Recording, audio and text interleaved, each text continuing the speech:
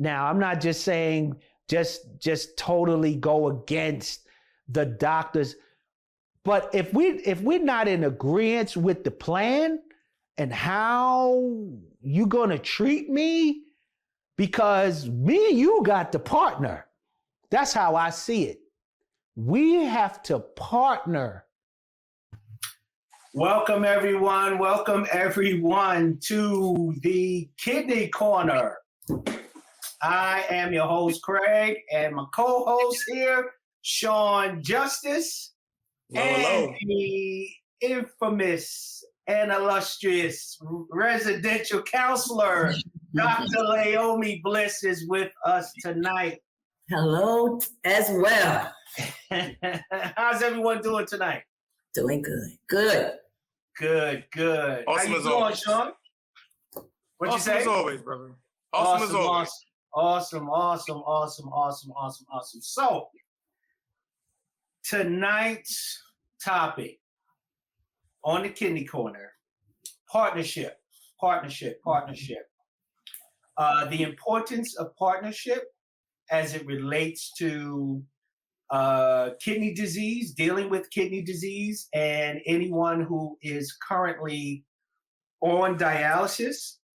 Sean and I know a little bit about this,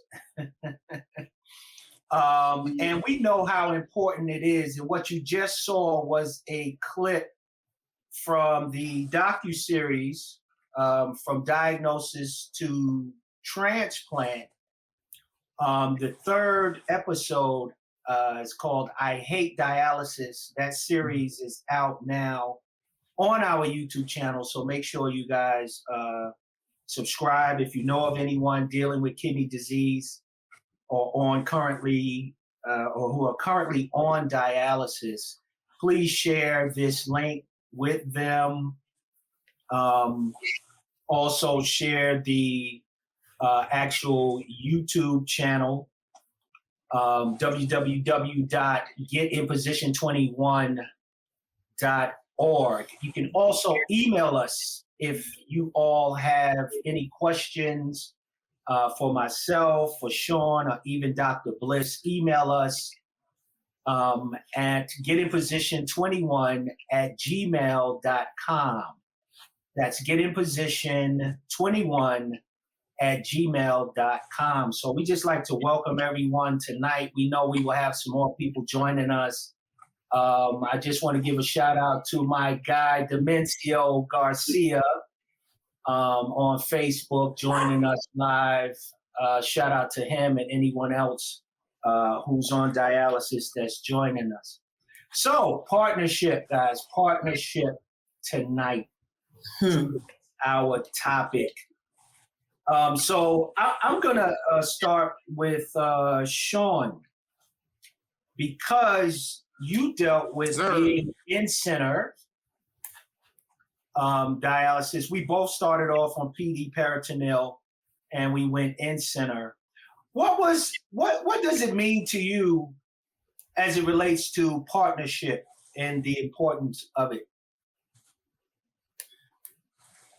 So I'll give that to you. First of all, you can't do this alone. So you have to have partners. I don't care who you are, how strong you think you are. It's an impossibility to do this by yourself. So you have to form these relationships or partnerships with people that have anything to do with your healthcare. Whether it be your technician, who's basically hooking you up to the machine, taking you off, the nurses that are there monitoring all your numbers, to the nutritionist, to the social worker who try to get you on a transplant list to get you a kidney. You absolutely have to form these relationships or partnerships with these people. Absolutely. Because you don't know what you're doing. None of us know what you're doing. Right. Absolutely. I actually concur and agree with you. And even to the point where, going into it, you don't even realize or know that you need to partner. You don't even realize. You're by yourself. They give you a time and an address, and you show up, and that's all you got. And if you don't form these things, alliance, they're just like an alliance. Just your doctor, your nephrologist, everyone needs to be your partner. Otherwise, you won't get anything done, and you'll be on dialysis forever. Wow. Who wants that? Absolutely. I'm gonna usually we give a definition, right? Mm-hmm. Give a definition of what partnership is, and when people usually hear partnership, they think of business, right? And there's absolutely nothing wrong with that.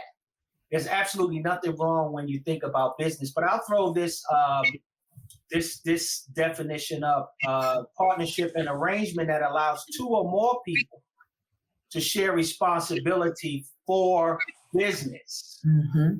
I'll continue on. Partners share the ownership and profits, but they also share the work, responsibility, and potential losses. Wow. Wow. Mm-hmm. Now, as it relates to kidney disease and being on dialysis, the business, you're the business. That's how I see it. Mm-hmm. I'm the business. Yes. What you say, Sean? What you say? Sean, what you say? Your health is the business. Your health is the business. I said your health is your business. Absolutely. Absolutely. And so and sometimes I don't believe or feel as though, and I'm not downing healthcare professionals, but I think they need to, I think this is for them as well. Mm-hmm. This particular podcast is for those individuals as well, because I do know and have experienced where certain healthcare professionals felt as though they were in charge and treated me like I was a silent partner. This is not the case. This is not the case. That's a big one. I'm not a silent. Not at all. You know what I mean? Where I just donate or give you my veins, my arm for you to stick, and I say nothing. You give me what you want to give me, or report to me, well, this isn't working, that isn't working, we're going to do it like this. And remember, you're a silent partner, so you can't say anything. You're just interested in the profits. No, that's not what we're referring to. No, I'm not a silent partner. Yeah, that's not the way it works. That's not the way it works. Not for my business, right? Because Sean, you said you made a great point. The business is my health and my care. My health, my care, right? So I have a full vested interest in this, right? So I will never be a silent partner. Because if you think about it, I'm sorry. Go ahead. If you think about it, the business fails. If the business fails, you're in trouble. Because they're still gonna do their job, and you might be in a casket. Jesus, that's a bad business. Active role in your business. Exactly, it's a failed business. There's no profits. But you know, as you said that's why you have to select your partners carefully. Wow. You would do that in business, and you have to do it in healthcare also, because of how much is at stake. And because it's your life that's at stake, you want to have partners who care about you and how your outcome is. They care about what's going to happen to you as a business, and what they get out of it is the good feeling. I've done a good job. I've done my part. Yeah. So I just wanted to mention that because, and so when you go in, sometimes with health also, you're so sick that you may not have the energy to select and say, no, not you, but you. You know, it's so interesting when people are at a stage where they think they may pass away, they get very loose. They be not you. You know, they get very clear and very strong. I want that one. And they start, you know, demanding that they get what they want. So I just wanted to say that you have to pick your partner carefully. And if it doesn't work for you, then you have to be able to speak up and even say the vibe. This is not a good vibe for me. I don't feel good when this person comes into the room. And that's a part of self-advocacy, is to, no matter how it may look or sound to someone else, because they may like, what do you mean? Who do you think you are? You're like, you don't make me feel good. Am I feeling well in my mind? And my emotions will contribute to me getting better. Please bring me someone else. That is so profound, and I don't think enough individuals really know that they have the freedom. You're right. And the rights. One of the things that we spoke about in one of our other or initial podcasts, self-advocacy, about the rights that the patient has. And this information can be, used and received by anyone who's been a patient or has to go to a doctor or has a doctor or, a specialist. You get the right to choose. I know for individuals who have primary care physicians and they need referrals to individuals, you have the right to go back and say, hey, PCP, that person you sent me to, I don't know if that's a good friend of yours or whatever, but I just didn't get the warm and fuzzies from that individual. Could you refer me to someone else? You have the right to say that. Because to your point, Dr. Bliss, I'm trying to choose the right partner. Yeah. I'm trying to choose the right partner in order to be successful or to have a successful outcome. And that's my health. Yeah. That is my health. I also wanted to say to those viewers out there, we will have a Q&A session. So if you hear something that sparks your interest in regards to a question, please write it down now. So by the time we get to that portion of the podcast, you already have it written down. You haven't forgotten about it, and you can ask your question. So I just wanted to say that as well.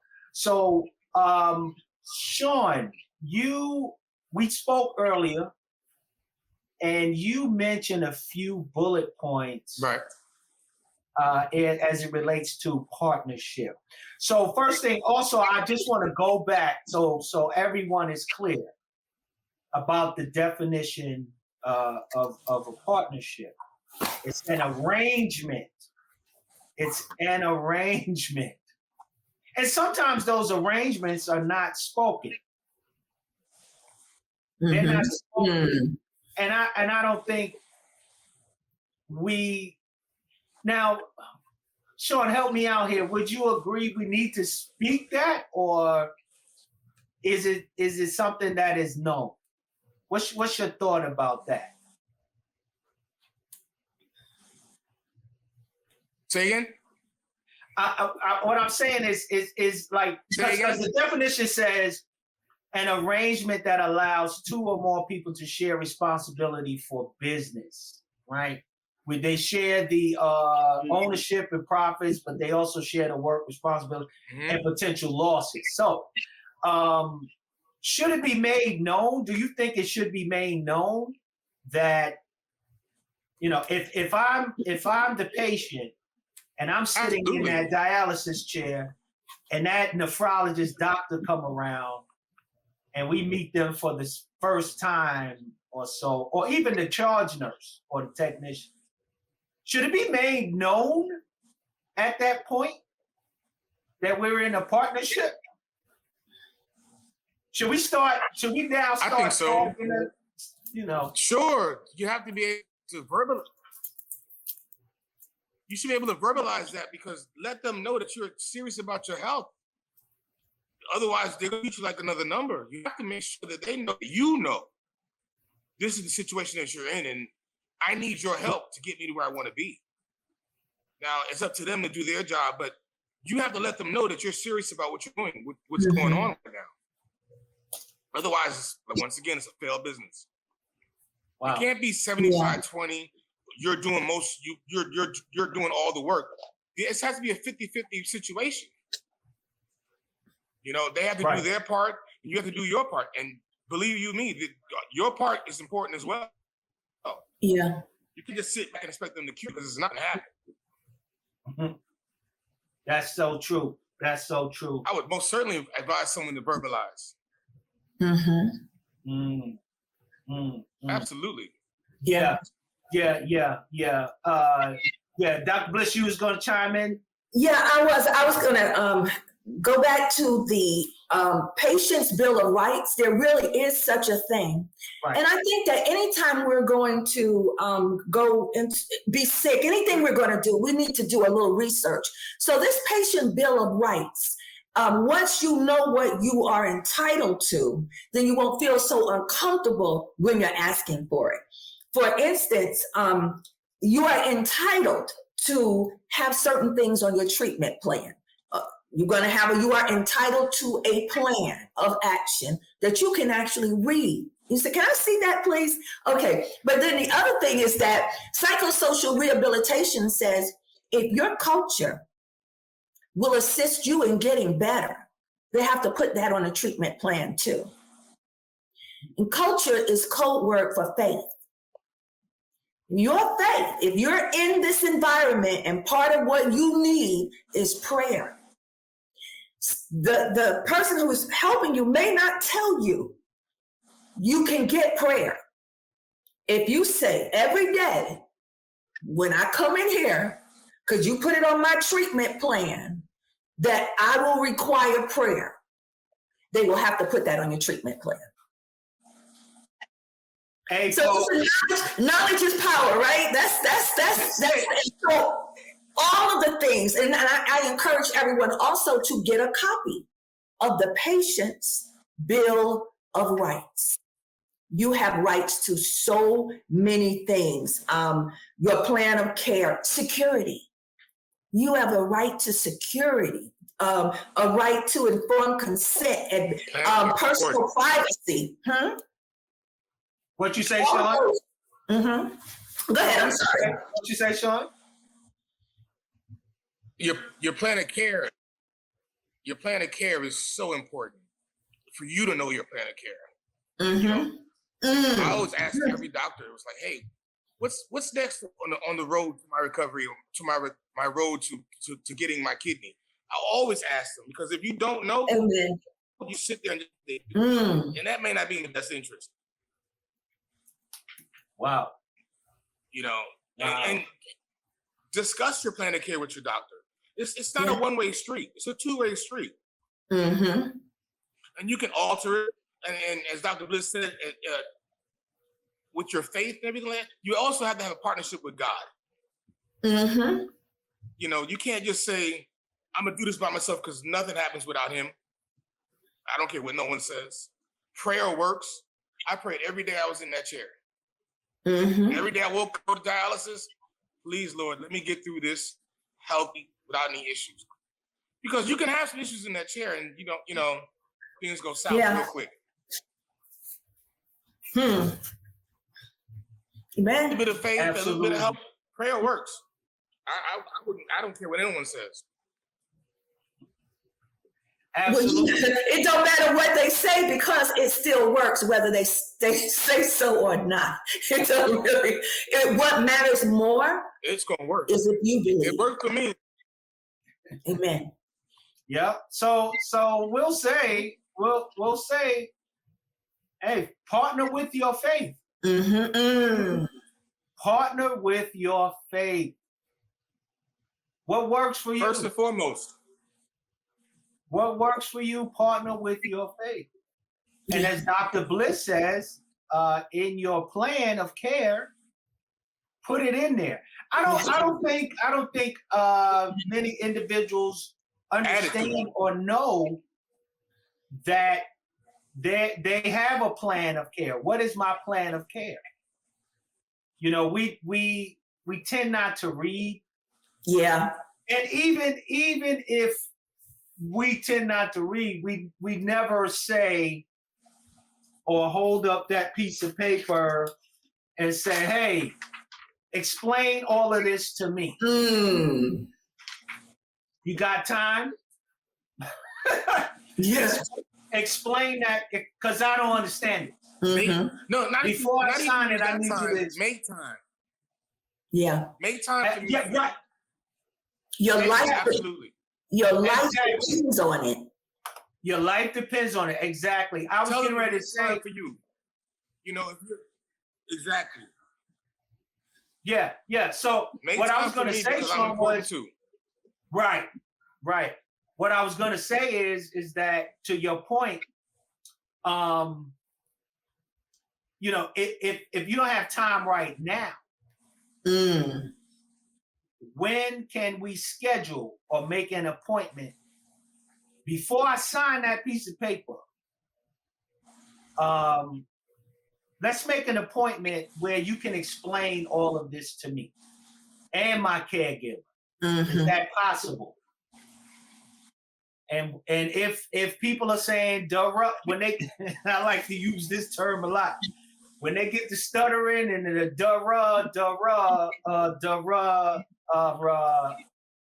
next, no, this is not going to work. To your point, Dr. Bliss. We have to. I think I was explaining this to someone not too long ago, that your life depends on a lot of things, right? Not just healthcare. However, as it relates, we all need insurance, right? And I'm not just referring to health insurance. We need car insurance. We need, if you own a home, you need homeowners insurance. Some of us have renters insurance, right? Life insurance. And there are so many different companies out there selling us insurance. And what's happening is we're just accepting it. Right? No, everyone is interviewing for the job. How about that? Everyone is interviewing for the gig, right? I know you're a doctor. I understand you're a nephrologist, you're a nurse, and this is where you work. However, I need someone, you know, I'm interviewing. I know you got the job for DaVita. I know that. Or Surfinius, whoever you work for. I know you got the job here. But are you the right person for me? You know, I know this is your practice. I get it. But everyone's interviewing now. Yeah. You know, and we should have that attitude. That's right.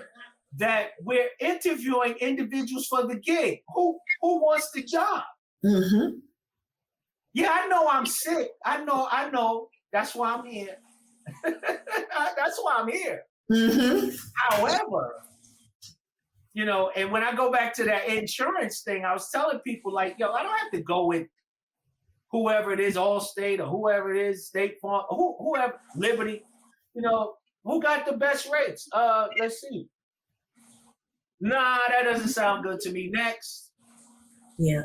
Send me somebody else. Yeah. And Sean, I'll be honest with you, man. I had that situation when it came to a transplant center facility. I had that situation. Yeah, where I was actually going to different centers, speaking with them on getting evaluated, right? And you're trying to set up appointments because, as you know, you have to do all this testing, right? And they have different departments that you have to get on their schedules with. Your EKG people, your X-ray people, sonogram people. These are different departments that have schedules. Stress test people, all that. Stress test people, exactly. And so one particular facility was giving me problems because, not to mention, I'm currently on dialysis Monday, Wednesday, Friday. So my off days to get this done is either Tuesday or Thursday. And so this young lady was telling me, well, Mr. Merritt, we don't have anything scheduled, blah, blah, blah, blah, blah. I don't see nothing for this particular, and we got to do it on a Wednesday. And so I just kindly explained, I said, ma'am, do you understand I have dialysis and I may not feel my best and I cannot come. This was in a different state. I said, I can't come there on Wednesday. I have dialysis Wednesday. And it has to be Tuesday or Thursday. Well, we just don't. I said, you know what? I don't think this particular facility is a good match for me. And this is on the phone. And I told her, I just kindly said, I didn't get angry or upset or, you know, my neck didn't get a mind of its own. But I just kindly told her, I said, you know what? I do not think this is a good fit or match for me. Thank you very kindly. And I hung up the phone. Yeah. Because your is this how it's going to be for me to get a transplant here? If it is, I don't want no parts of it. Yeah. But 10 minutes later, she called me back and found the slot. Yeah, I bet. Found the slot. So, you know, going back to our bullet point. Hey, hold on, that insurance money counts. Hold on, wait a minute. Go ahead, say that again. Repeat that. That insurance money will make people move mountains for you. Getting paid. They'll make things happen for you. As soon as you say I'm done, they're like, hold on, wait a minute. That's a lot of money I'm throwing away. Well, let's try to get Mr. Merritt in as soon as possible when he's good. You'll be surprised how people move mountains for you when you say, hey, I'll go somewhere else. Just like in life. Let's go somewhere else. This is no problem. Yeah. Right. You can't service me like I need to be serviced. It's okay. Yeah. Absolutely. When my brother was in the hospital, they wanted to release him before he was ready. He was intubated, and he had dialysis. He had a kidney bag. I'm not sure what it's called, but he had a lot of things going on, and they wanted to release him. And I said, no, we're not doing it. I'm not doing it. He is not ready. And then the insurance company actually agreed with me. So they stayed there until they were able to get him in a condition where he could come home with me. I told him I will not.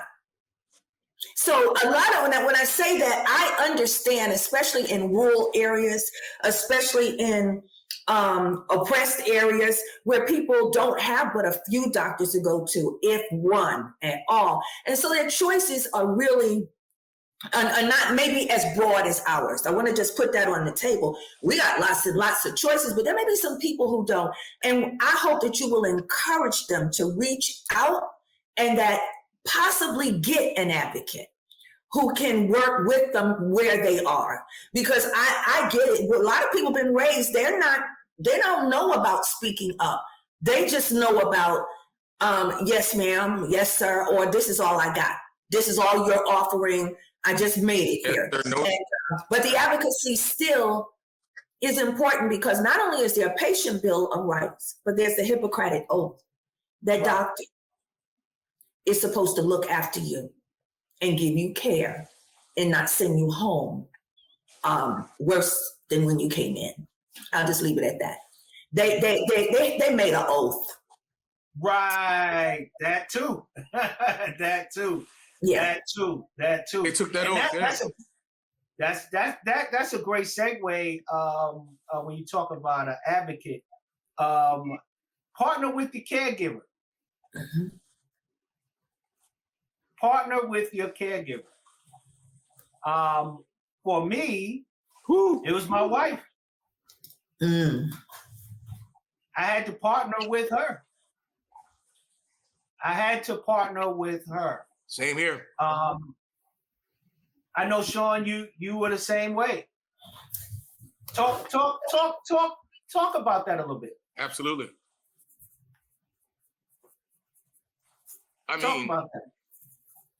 We've been together 30 years, so it was nothing for her to say, "Oh yeah, no problem. I'm your caregiver." But a lot of people are scared to ask their spouses. For one reason or another, they think they're not capable, or the spouse thinks they're not capable. This person, if they're there through sickness and health, I need you here now because I'm sick.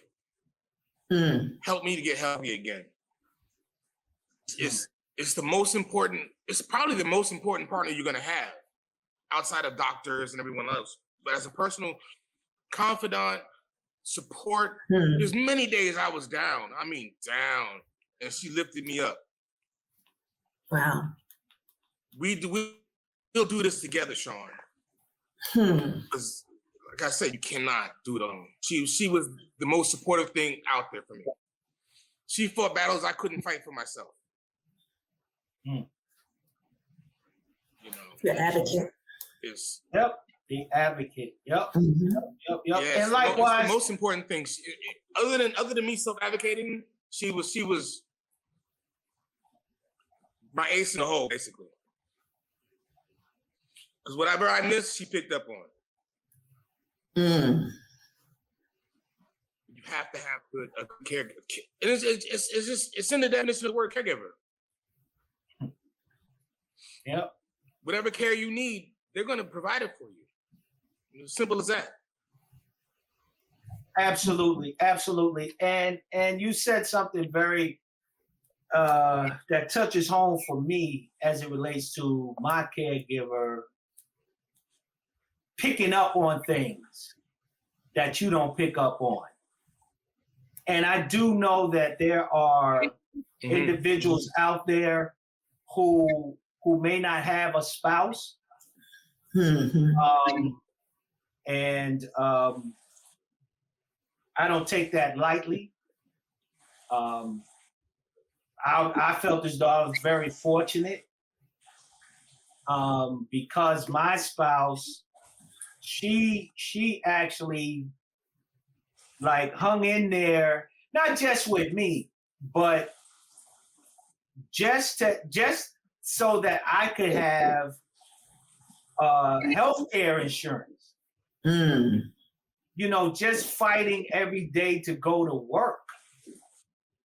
You know, when you don't want to be there, when you got to put up with other people's attitudes, and you know, I can't move when there are other opportunities out there, right?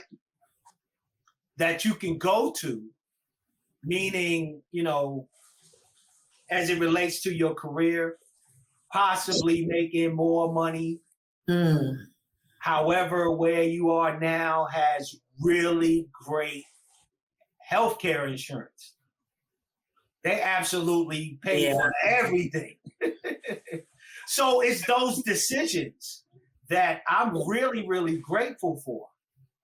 And watching her, you know. Now did you say that? Go ahead, brother. Now did you say that? Marissa was a flight attendant when I first started doing dialysis and everything. She actually literally came home off the airline, got a job in the center so she could take care of me that much better and watch over me that much more. Wow. So I totally understand where you're coming from. Wow. This, I gotta give an applause to the caregivers. I gotta give an applause to the caregivers. Absolutely. they're so important to us, and how I partner, because some people may be wondering, how do you partner with your caregiver? Okay, so I'll give you an example how I partnered with, because once I was on dialysis, folks, I could no longer work. I couldn't go to a job. I was just out of it. And everyone is different. Some individuals can continue to work while they're on dialysis. Some people can't. I was one of those that just couldn't do it. It just wore me out. However, how I partnered with my caregiver, my wife, was I said, okay, she's working hard. She's going to work every day, getting up the grind, sometimes dealing with traffic. We were in COVID, but then we were moving out of COVID. Mm-hmm. So it was back to the office, right? And they would allot her to work from home every so often. It went to 2 days, then to 3 days, or 3 days, then to 2, then whatever. So I said, I'm going to partner with her. All right, she working hard, and ain't no shame in my game. I know I'm a man, right? I'm still a man. I don't have to blast it. But I think being a man is taking responsibility and getting done what needs to be done. Mm-hmm. So partnering with her is making sure the house clean, right? And making sure she got something to eat. Man. Mm-hmm. You know what I mean? I'm cooking. Every night. I mean? I'm cooking, making sure she got something to eat. I'm washing clothes, putting the load in. Mm. Now granted, I wasn't perfect. I needed to clean a bathroom or two, but we did that on the weekends or whatever. But that's how you partner.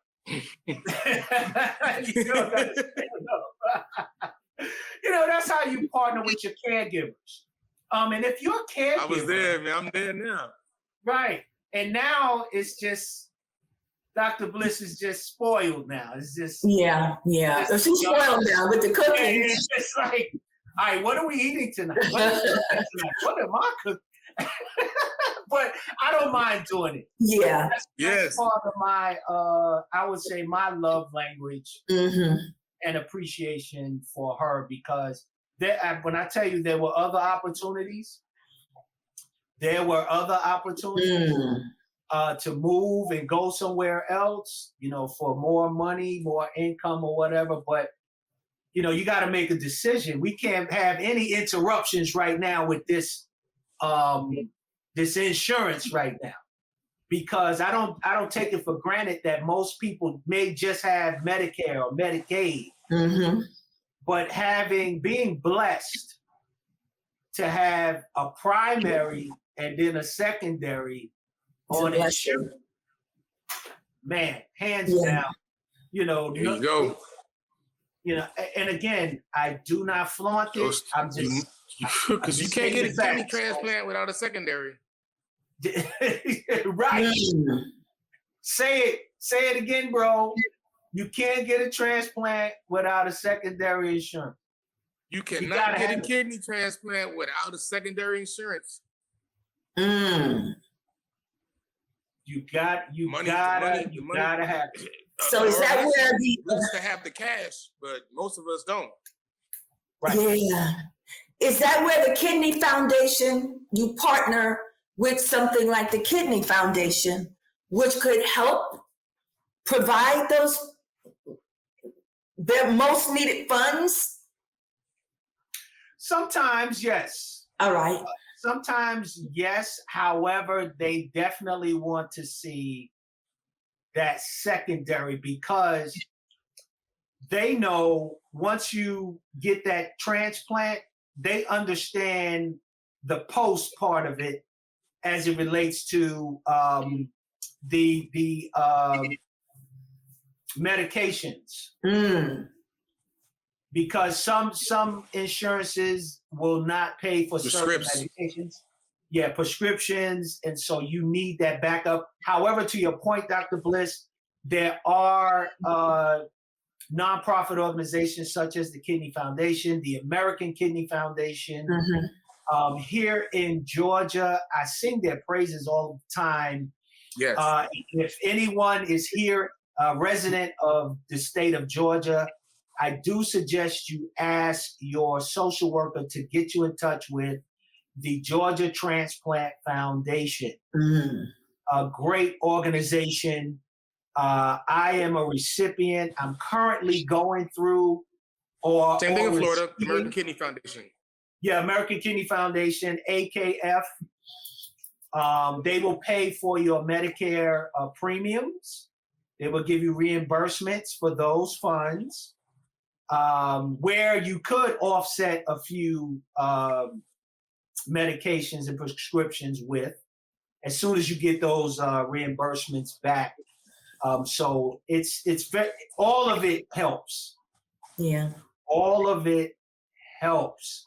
And there are other cities and other states that are developing these nonprofit organizations. So yeah, this is very, very important. Great point, Sean, for bringing that up as well. So yeah, you have to partner with your caregiver. That's key. That's key. It could be your sister, brother, your niece, your nephew, a neighbor, a church member. You have to partner with them. And you have to, and some of us have, this thing called pride that we have to kill. And we have to allow people to do for us. You have to allow people to do for you. That's one of the reasons. That's one of the reasons why I believe God sends certain people in your life. Yes, it's true. It may be for a season. It may be for a particular time. Some of it may be for a lifetime. But you have to allow people to do for you. You definitely have to, because you don't know what their purpose is in life. You don't know. Don't hinder. I remember sometimes it's hard to do someone tried to do. Yeah. What you're saying? Your pride takes over. Yep. I remember one time somebody was trying to bless me with something, and I was like, no, I wanted to do it. You're okay. And they said, look, Craig, don't block my blessing. I said, okay. So I try not to block other people's. Take it when you get it. Right. So, folks, partner with the caregiver. Another great one is most importantly, folks, partner with yourself. Partner with yourself. What does that mean? Sean, what does that mean?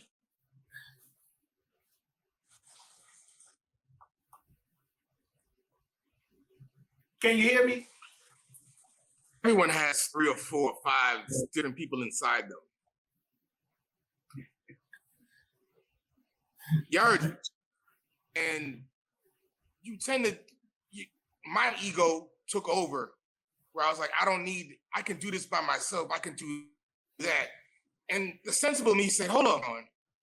You need to relax, calm down, take a step back, and reassess the situation, because you can't do this by yourself. And the other person on your shoulder, you can do it. Oh, no. There's so many conversations I had with myself to really get me where I am right now. Because sometimes you have to get yourself, hey, this is the best way to handle your situation, or this is the wrong way to do it. And if you don't really have a sense of yourself, where are you at, really? Yeah. You're lost. Yeah, I agree. And we were talking earlier that part of the advocacy is you have to know your own self. Learning everything you can about you and how you are as a person. Do you need to Do you need to be alone? When we talked about, do you need prayer? So you want to know yourself, what your strengths are, what other challenges like pride. Know who you are. Know your needs. Again, what do I need? Now that I know me, what do I need so I will feel safe? What do I need so I won't be in pain? What do I need so that I can get the best care? Whether do I need money? Because money is a huge issue when it comes to this. And then know how to get what you need. So this program is a great way to find out what you need, because you may not know. So in order to advocate for yourself, you need to know what you need. And so you become a partner in your own healthcare. And, and I agree, when we talk about those caregivers, part of their job is to maintain your dignity, to protect your heart as you go through such, I don't know, it's so open to everybody. You just become someone everybody can see. So part of your caregiver's job is to protect you and to help you feel good about yourself, I think, in such a vulnerable position. So that caregiver is a dynamic part of your team. And like you said, whoever will care for you like that, that's who you need to take along with you on the journey. That's your partner. Mm-hmm. All right. Yeah.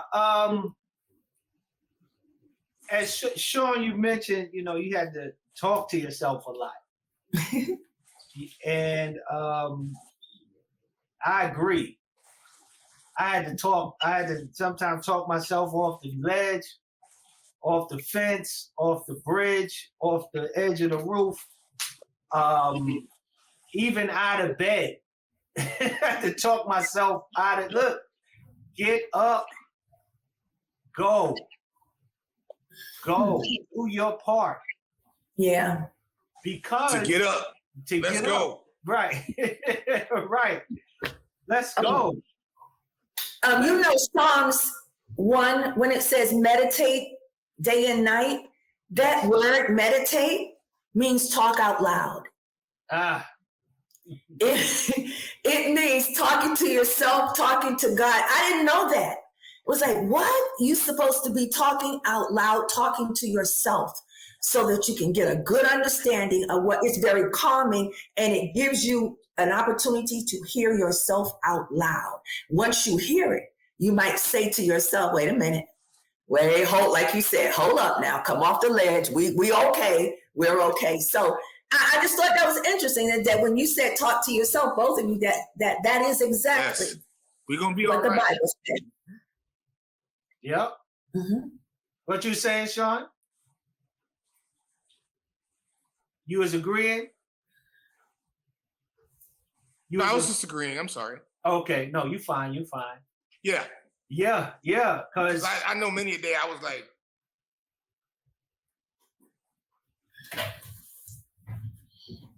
he froze up. Okay, it's all good. Yeah, because I said many a day I was like ready to give up. Oh, okay, you was ready, right? Oh man, I froze up. Yeah, you good. We got you now. But yeah, many people don't understand. I really don't want them to by going through this. That's what I mean. But through this podcast, hopefully they can get a better understanding of the things that kidney patients and dialysis patients go through, that it really wears on you. It really, really wears on you. Just having to get up, no matter what your chair time is, just having to go into that place.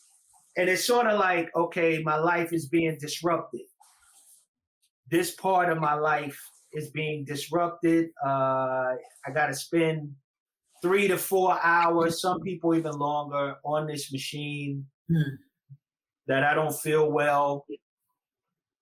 on some days. It just takes up too much of my time. I gotta have the treatment. I need it. And it just wears on you. And many of us, depending on the individual, you may not feel your best during treatment or even after treatment. For me, it was after treatment. I felt okay.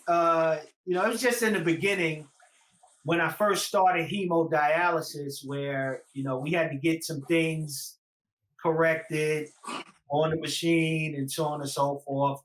The blood pressure sometimes would drop. You wouldn't feel right, you'd be sweating. But afterwards, it just drains you. Just drains you. And then the effects, because your kidneys are not functioning, the effects, like the restless leg syndrome, and there are so many individuals who are on dialysis. I hear their complaint about not being able to sleep or to rest. And let's not talk about how you don't even go to the restroom anymore. You don't urinate anymore. Yeah, a cousin of mine, he had joined our first podcast, and he didn't realize, because we had mentioned that. And I had said that to him one time, like off, we were talking about something, and I said, man, what I would give to go to the restroom again. And he didn't realize it until there was a friend of his who had kidney issues, and he was telling him the same thing. He was like, wow. It's just like breathing. Like we take certain things for granted. And to my point is that you definitely have to partner with yourself and talk yourself into continuing with this treatment, or you'll just give up. You will just give up, literally, like, look, I had enough. And there were many days where I felt like that. I felt like I just had enough. I'm done. This is ridiculous. This is absolutely ridiculous. And I say, if I'm going through this, imagine what the person down the road or over there is going through. Wow. And when I would speak to Sean, and thank God for him, and building that relationship. Building relationship, I would go another step, another bullet point. Building a partnership with what we call an accountability partner. That's something that is very important. Finding someone, because oftentimes, even though you have to build all of these other relationships with all of these other individuals, it's also healthy to build relationships with, or a partnership with, an individual that's going through what you're going through. Because I believe oftentimes, even though I know, biblically it says there's nothing new under the sun. Meaning that if you went through something, let's believe somebody else went through something. However, or went through the same thing. However, once you're in this seat, in this chair, you feel like you're the only person going through what you're going through, even though you're in the center. And there's rows and rows of other people going through the same thing like you. It will make you feel like you're going through it by yourself. Have you ever felt like that? Like being in the center and you saw all these other people just like you getting stuck, being on the machine for 4 hours, and you felt like, it's just me. It's crazy. You felt like that? You may be frozen. Feel alone because you can't relate. I mean, I never really was able to relate with the other patients because they were just complacent and they were just happy to be coming into treatment. I wanted to be out of treatment, so I never really could build a relationship with them because they weren't trying. That's why I called you so much. I know my man is trying. I know we have the same like-minded selves. We want to get done with this. Right. So right. It was so to you when we did speak because loneliness is something. It is. You know, you're not alone, but you're the only one going to this. If you to talk to, who am I to talk to? It's like no one else understands what I'm going through. I'm the one with the needle in my arm. Right. None of my friends are doing it. So that's a tough feeling. And depression sets in, and then who knows what. Mm. Mm-hmm. Yeah. So I would suggest to, anyone that's dealing with this disease or on dialysis, I say it all the time, if you know anyone dealing with dialysis, and Sean, you make a great point where, like you, there were no like-minded individuals. It was probably maybe one individual who may have thought that way in my center. Either other people are like, yo, I don't want to talk to you. I don't know you. I'm not trying to get to know you. So on and so forth. You build relationships with your technician. However, even the technicians don't really know. They just know what people tell them. No clue whatsoever. They just know what people tell them. And they could just speak to, well, I know another lady, she dealt with the same thing, but they really don't know the feeling. I mean, the feeling, being up at night, pacing the house because you can't sleep, and then you got to get up within an hour or so or 2 hours to go to your appointment. No, you really have to find that individual who really understands. Can I ask a question? And this is to both of you. When you described the fact that you were in the room with other people who did not seem, who were just complacent as just in there, but you wanted to get out of there. What was your motivation? What was your inspiration that would say to you, because here's 2 people out of 20, or however many it is, who goes, no. I'm not going to go down like this. I got to get out of here. What was your motivation? Sean, I'll let you go first.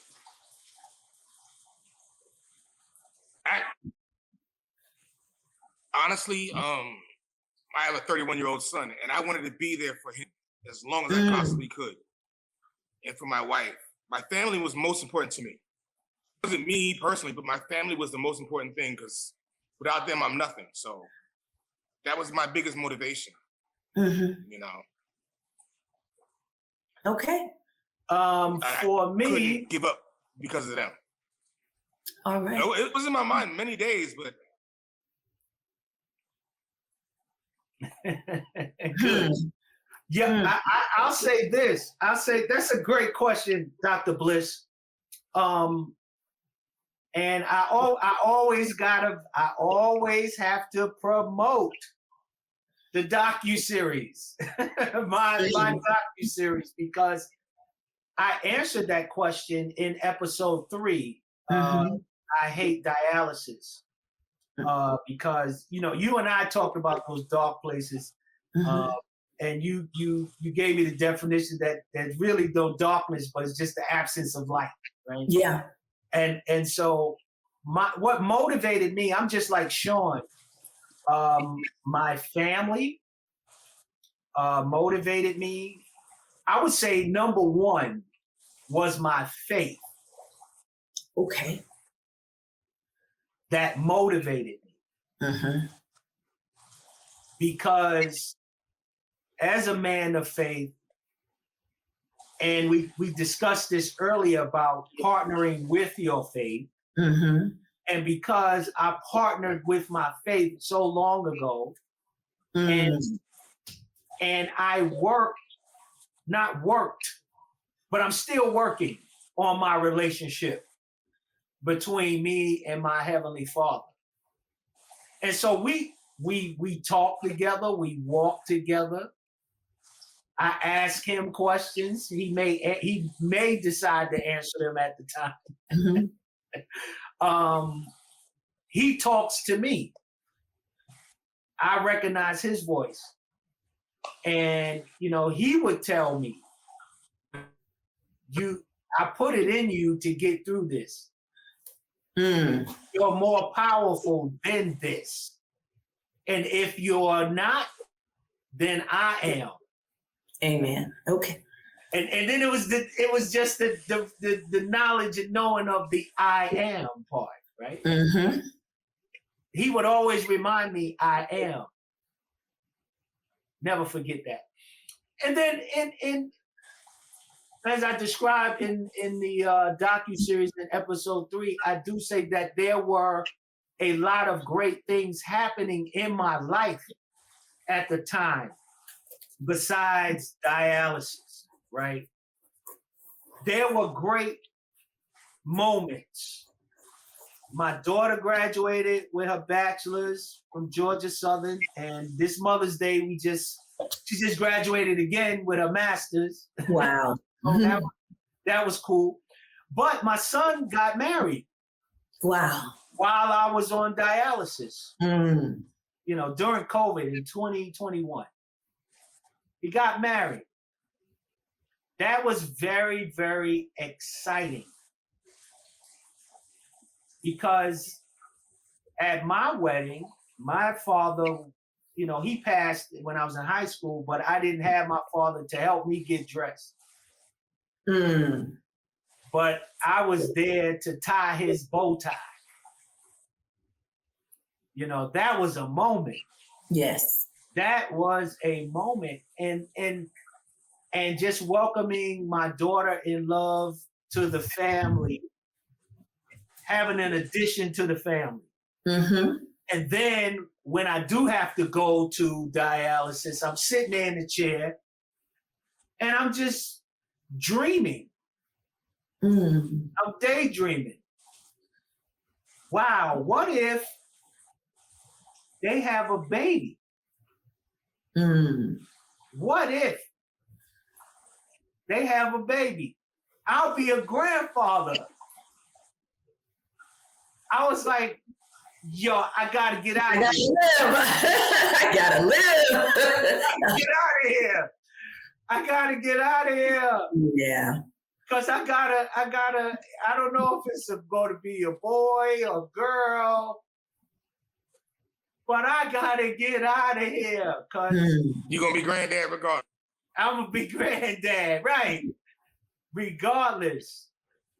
I didn't know if it was going to happen. And I hope my son don't get mad at me, but hey, it happened.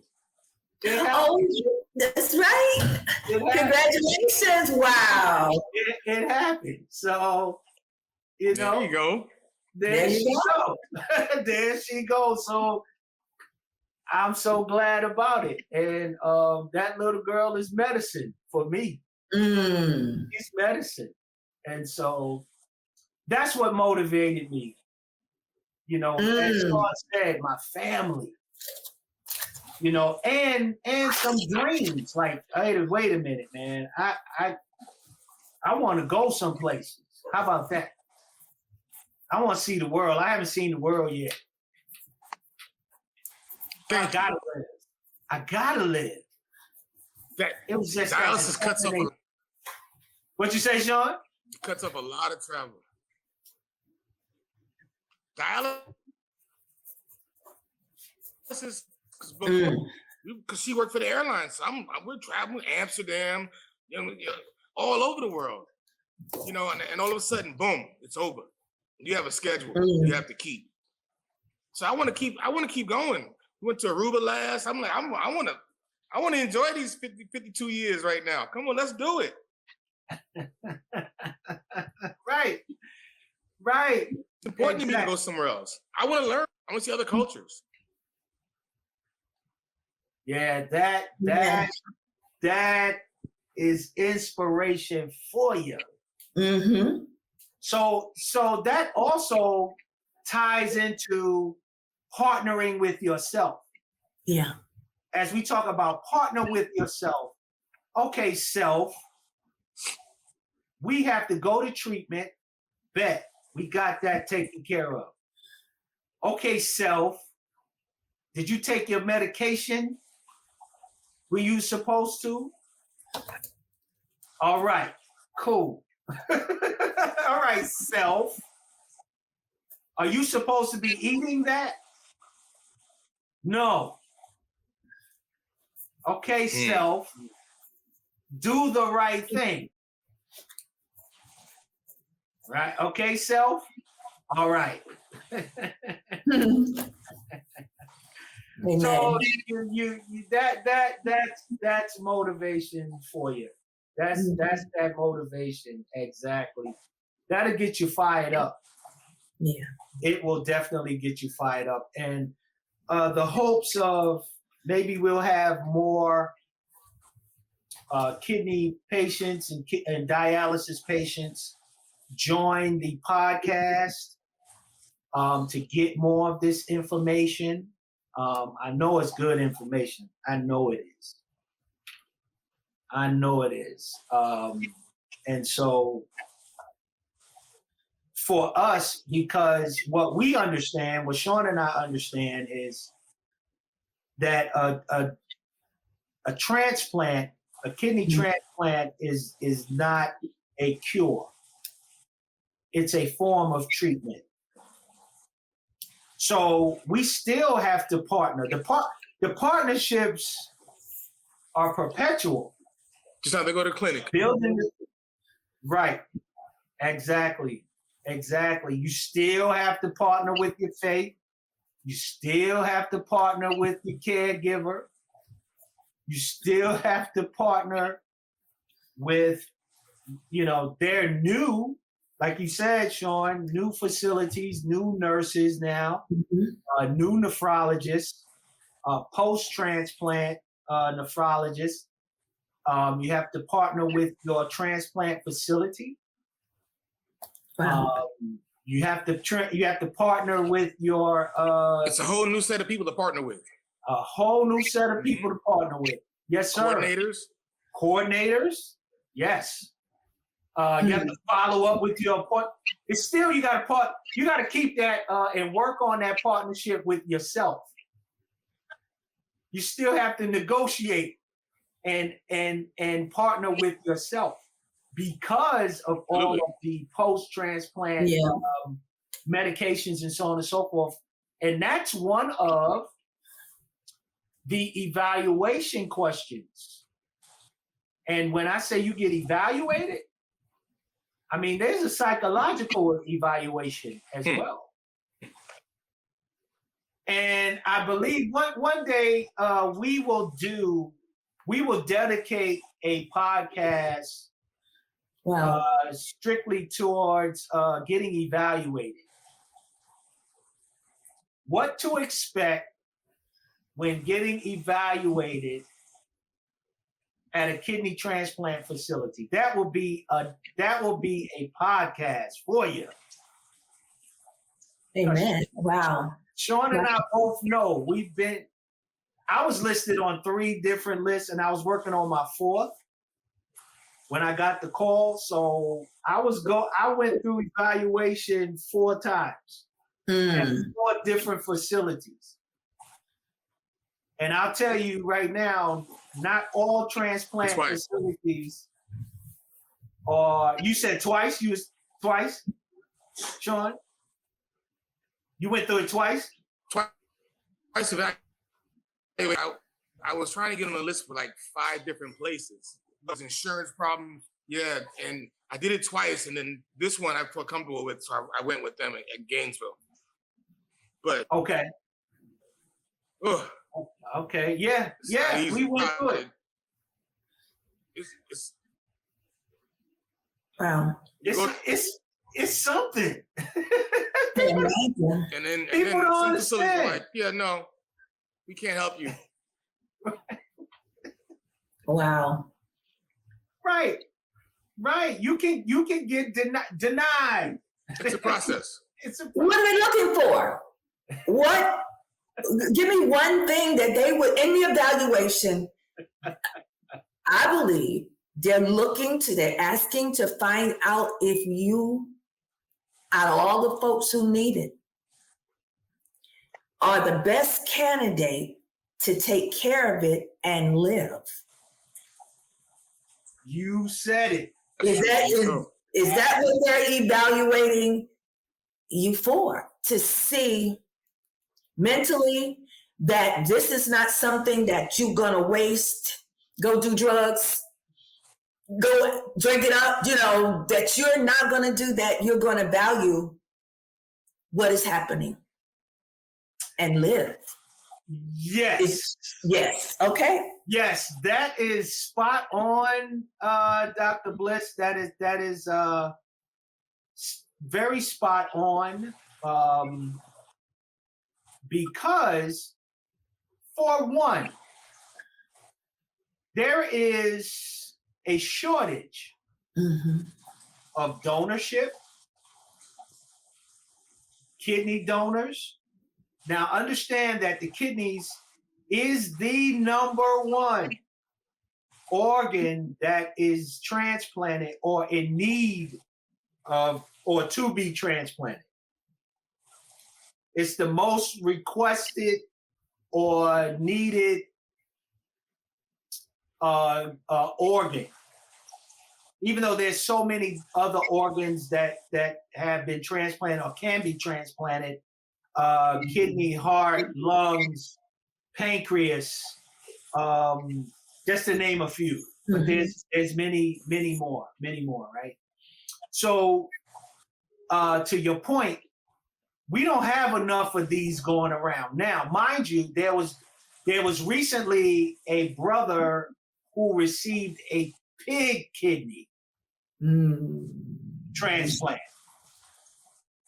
However, I don't know his name, but rest in peace to that brother. He lived for 7 days. Wow. Because what people would say, well, he passed. Yeah. Why pig kidney? Who would agree to that? Listen, when you living with this thing, desperation comes. That's another D word, not just depression, but desperation. I'll add that to this conversation. You become desperate.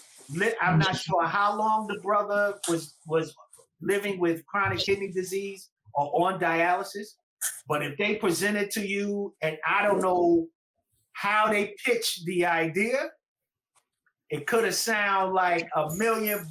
Listen, the pig kidney is because the kidney is as big as your fist. It's not that big. It's your fist, the size of your fist. And so, hey, he signed off on it. Wow. Because there's such a shortage. There is such a shortage in this kidney. And also, they are trying to work out the inequality of donors in the Black and brown community. They just fixed the policy with the calculation of kidney function between Caucasians and African Americans with that EGFR. They just corrected that. Okay. So now more African Americans and Black and brown people are receiving the kidneys. Now they got to fix the other part. Because there are many or plenty of Black and brown individuals with a kind heart, and they say, we want to donate our organ or donate a kidney. But now it's like, okay, your kidneys aren't good enough. So now they got to fix that problem. They're working on it. They got to fix that one now. But there is a shortage of kidneys, right? So, yes, the evaluation process, and we're going to dig deep into this one. I think this is really going to be a good podcast once we get to it, Sean, explaining that evaluation process and what they're looking for. I had conversations with two individuals who were going to get evaluated. They were very successful. They appreciated my help. And that's what we're here for, folks. We're here for that. Email us. We want to hear from you. You got questions? Hey, if I can't answer it, Sean can't answer. We'll find somebody there. we have built today great partnerships. Great partnerships with individuals in other places who can answer these questions for us. We do have the, disclaimer, I should have said at the beginning of the show, Sean and I are not healthcare professionals, but we are experienced professionals. Been through it. We've been through it, right? We've been through it, exactly. But we do have, I just want to, tell everyone out there, we do have healthcare professionals at our side. We thank God for Dr. Bliss, our resident. I thank God too. I thank God too. Amen. The check is in the mail. Well, we just got to put some extra posters on it, Dr. Bliss. But we love you and we thank you for being with us. You're welcome. And your input is just so phenomenal. And yes, we are going to do a podcast based specifically on evaluations. Wow. Kidney transplant evaluation. It's a process. It's definitely a process. Amen. But it's one process you have to go through. And we want you to go through it. And just how we feel there's no getting around it. There's no getting around it. You have to do it. And just as we say, get in position as it relates to your health.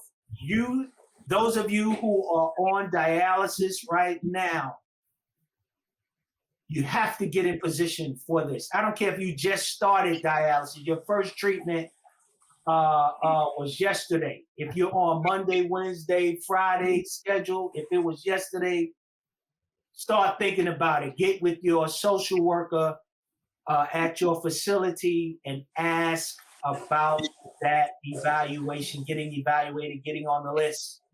Okay? It's very important. It's very vital. And important to your health. So yes, Dr. Bliss, we're gonna do that one. Okay. We definitely gonna do that one for sure. So we're gonna move right along because time is going and it's moving. I tell you, it is moving, folks. It's Q&A time. If anyone has any questions, we told you to write it down. If you heard anything while we were discussing the importance of partnership If you have any questions for the crew, ask them now. Please. Ask them now. Let's see. We don't have a question yet, but let's see. What did Lynn say? Lynn, thanks for joining us. I dealt with dialysis with her maternal grandmother and with her ex-husband. He was blessed to have a wife who was a tech. There were medical personnel who would talk to you as if you were just hanging on day by day. Wow. Wow. Let's see. What else she said? Okay. Yes. Kidney transplant is a form of treatment. It is a form of treatment. It's not a cure. So if any of you are like, oh, I'm gonna get a kidney, I'm gonna be good, I'm all right. Yes, you are, right? Yeah, and you can see, I'm all right.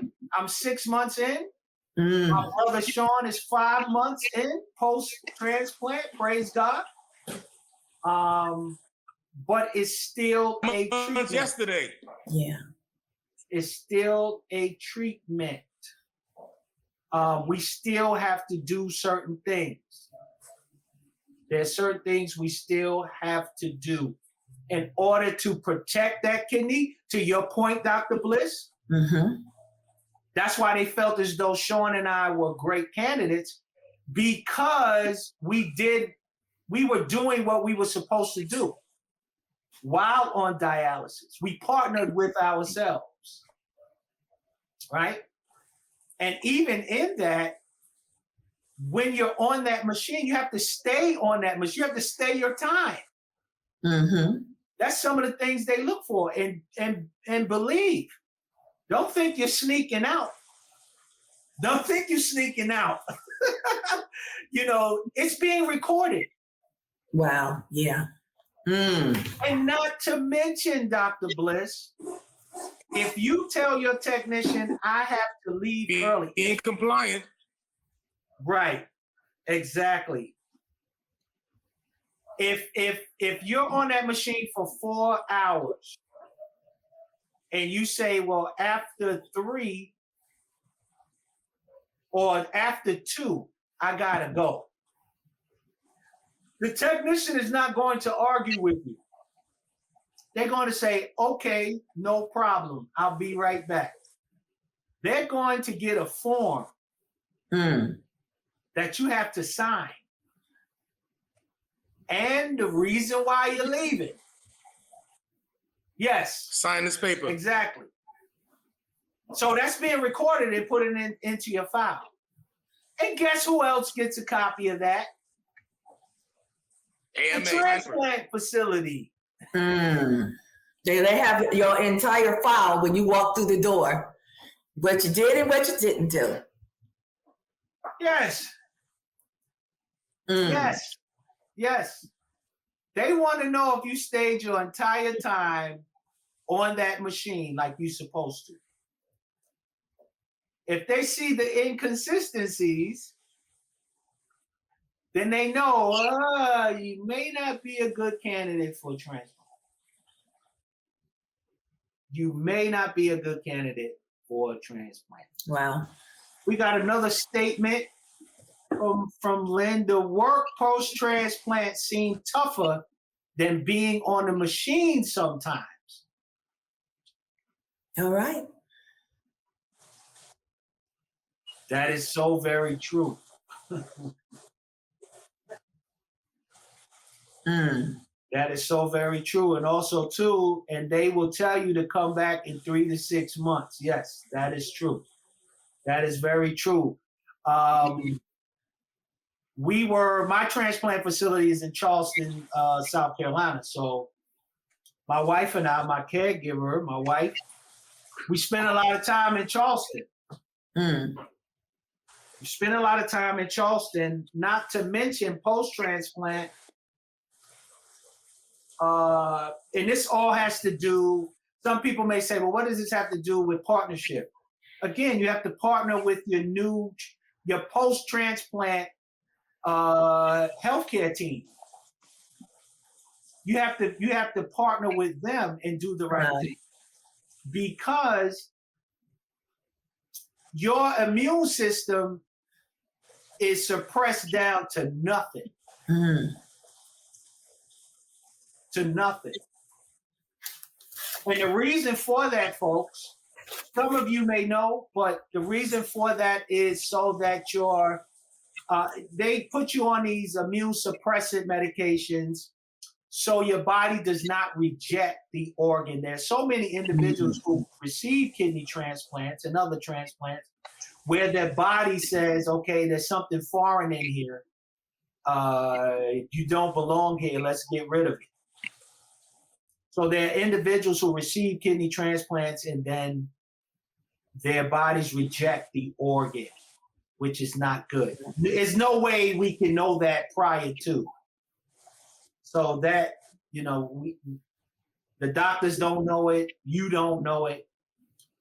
So part of that post-transplant plan is that you kind of have to be isolated for a certain amount of time because your immune system is so low. Anything, common cold, but there's some people who just don't comply. To Sean's point, you have to be in compliance. They don't comply. Some people are just, I feel great. I'm going on a cruise. A cruise. That's the worst place to go. That's the worst place. No. Don't do it. Don't do it. Oh. That's the worst place to go.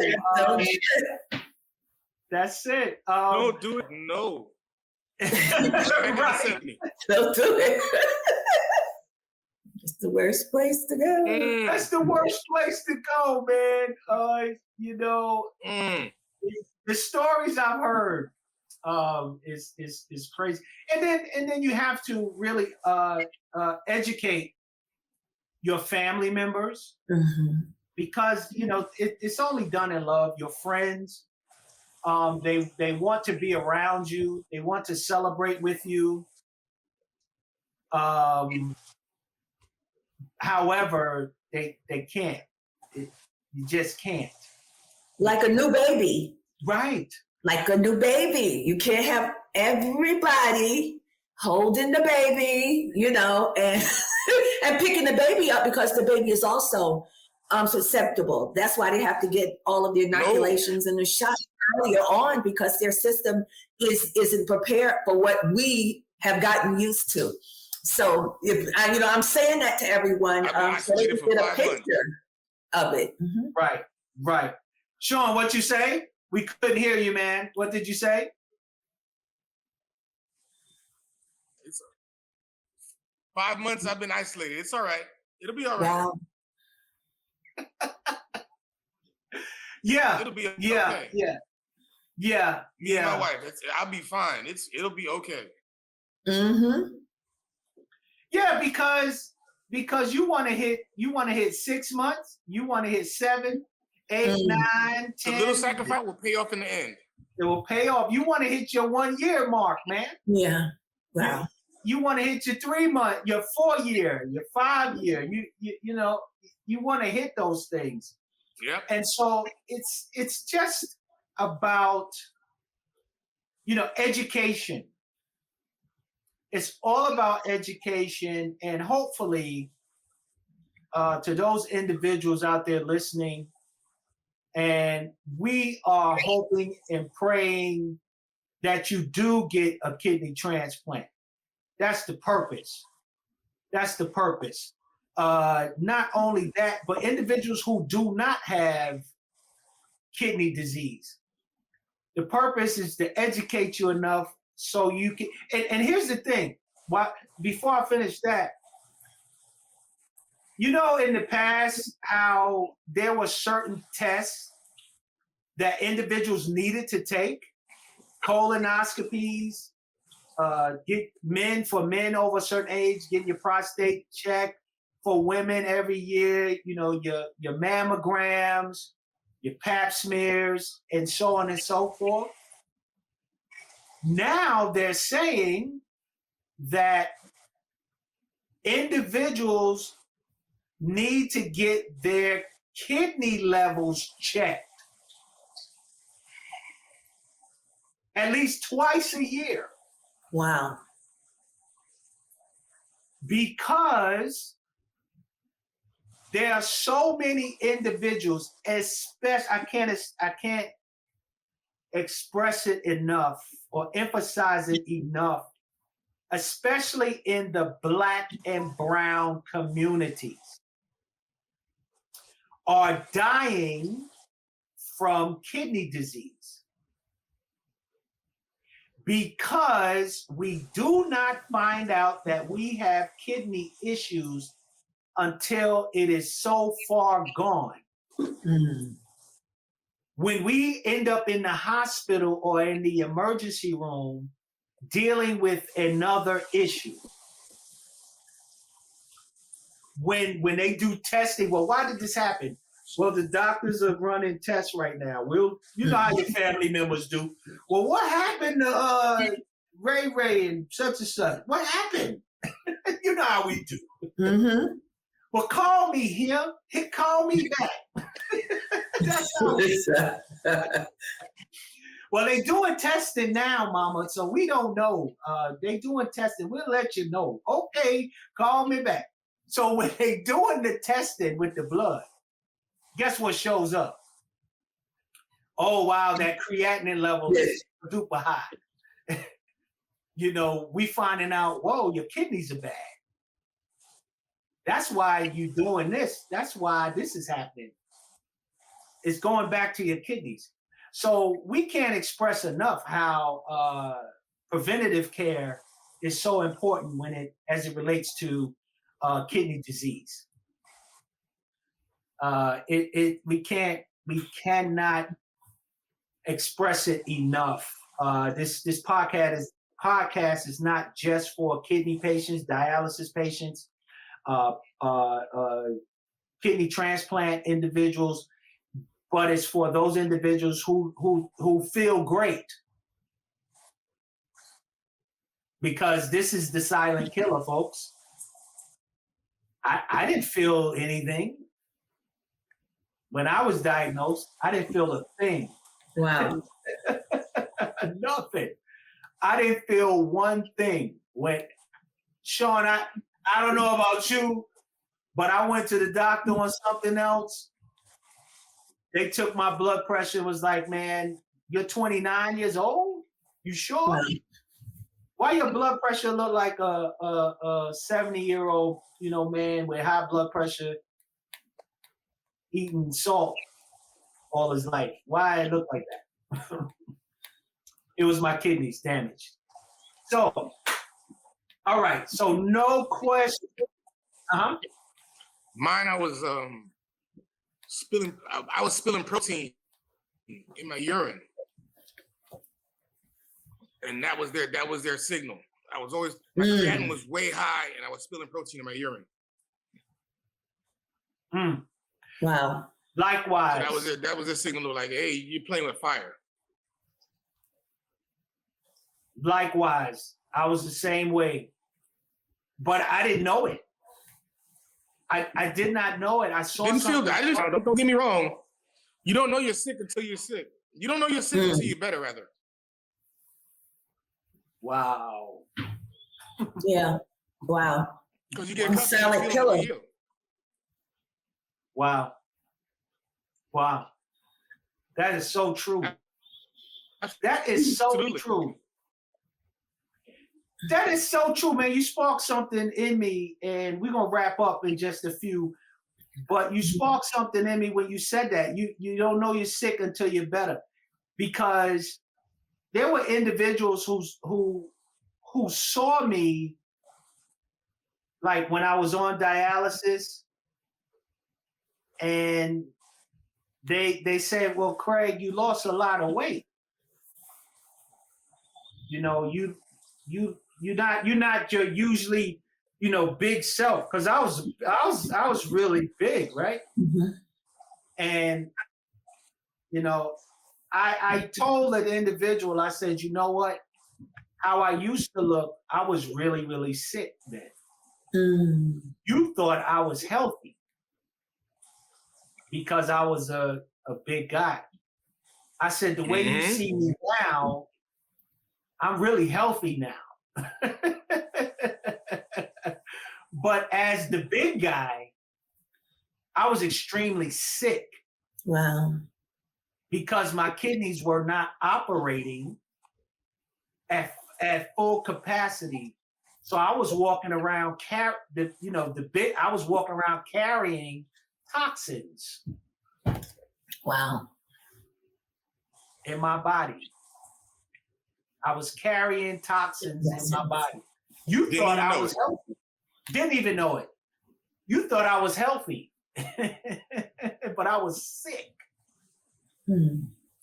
I was sick. You think I'm sick now? Nah, because I lost weight? Nah, I'm healthy, bro. I'm really healthy. So this is the question that I have for Dr. Bliss. Dr. Bliss, my question to you is this. Please give us and our listeners some insight on the importance of having and building strong relationships. All right. Because you're going to need them going through this. When you looked up the word partnership, most of it was about business, as if human partnerships have become obsolete somehow. And so most people right now don't really know how to get partnerships, because who does that? Everything is the internet and social ways of getting in touch with, other than give me a hug and let's talk face to face. So the thing that I would say is that, one, start building community. Now they call it your tribe. You need a tribe. And the tribe could be, like you said, your sister, your brother, a friend, but build a tribe, more than one person. So if you're going through this, or maybe someone is, first thing, create a list of people that you can call. That's the very first thing you need to do, because when you go, like you said, you go to the hospital, they just might keep you. So you want to have that list of people, say, call all of these people on this list. And then you also want to make sure you have prayer partners. As you were talking, one of the things that I was thinking about is that, you have medical prescriptions and they're good for you. I heard the both of you talking about all of the medication that you're having to take, but there are also biblical prescriptions. And this is an excellent way to begin some partnerships. Kindness, science proves, will increase your serotonin levels, and that will help you to feel less anxiety, feel more comfortable with yourself. Laughter really does good, like a medicine. That's what science says. So try to laugh. Stop listening to the news. Stop watching death movies and shoot 'em ups and things like that. But really start listening to some clean comics or watching comedy and love programs, because believe it or not, those things will contribute to you getting healing. This is you becoming a partner with your own self. So I said, laughter does good. Love does good. Kindness does good. Faith, of course, is going to do you some good. And hope. This is a partnership with yourself. So I will say that for building that partnership, have a tribe, a community, get a list of people that you can call on for different reasons, for a ride, for prayer. And then also, you said something earlier about I am. And I just wanted to mention that this I am revelation that's God's name. And we have to be so careful when we use it. Like, we shouldn't use it in vain when we say things like I'm sick or I'm stupid or I am crazy. Don't do that. That's God's name. What you should do is use your own name. So if you're going through therapy right now, if you're going through dialysis, when you talk to yourself, don't say, oh, I am so tired. Use your own name. Say things like, Lee, so tired. Lee, lonely. hungry. And what that does, it brings you down to a place of humbleness. So you can now hear from God. Use your own name, because when we use I am in a negative way, it puts power on that negativity. I am use it. So I am wonderful. I am healed. I am blessed. I am important. I am going to be well. Just like the two of you said, I am getting out of here. You can say that. But when that negative stuff comes, use your own name. It takes it out. As a matter of fact, when you start using your own name, you won't say as many negative things as you do when you say I am. So you'll stop. You'll be like, wait, how come I didn't say that to myself when I use God's name? So I will leave you with that. Partnering with yourself and then creating a tribe, not just one person. Try to get as many people on your side as you can. And that's where love comes in at. Love you because your life depends on it. I'll leave it there. There it is, folks. There it is, folks. You heard it. Wow. You heard it. Our very own resident counselor and friend, Dr. Leomi Bliss. Wow. I will tell you this. Her information is there in the lower third at the bottom of the screen. One of the things that we definitely want to suggest and give to you guys that it was all mental. It was mostly mental. I would say 90% of it is mental. Even 95% of it is mental when you're going through dialysis and kidney disease, and even post-transplant. I would say that because Sean and I both are going through post-transplant in real time right now. So yes, if you need someone to talk to, Dr. Bliss, she helped me through some things, and I'm pretty sure through this podcast, this platform, she's helping many of you. You all can come back and see it again on our YouTube channel.